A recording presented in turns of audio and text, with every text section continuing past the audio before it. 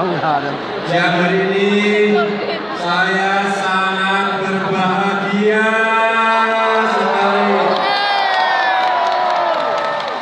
Siang hari ini alhamdulillah sekali lagi saya sangat senang.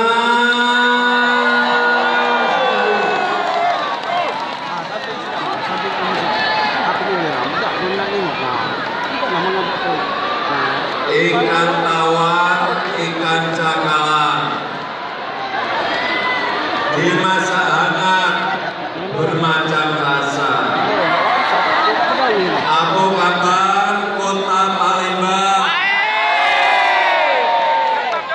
Oh, kita kalau luar biasa.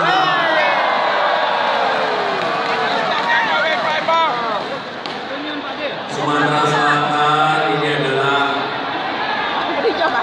sebuah provinsi dengan kekayaan sumber daya alam yang luar biasa.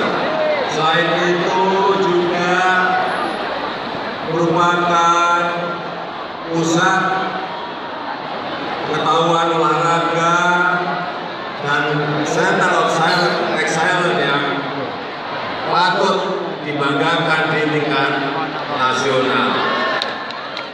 Palembang seperti kita tahu adalah multikultural. Semua suku ada di sini, semua budaya ada di sini, semua adat, semua tradisi, semuanya ada di Sumatera Selatan, khususnya di Kota Palembang. Benar, bocah dari musuhan. Ini membuktikan bahwa negara kita yang besar ini bisa dilihat dari Palembang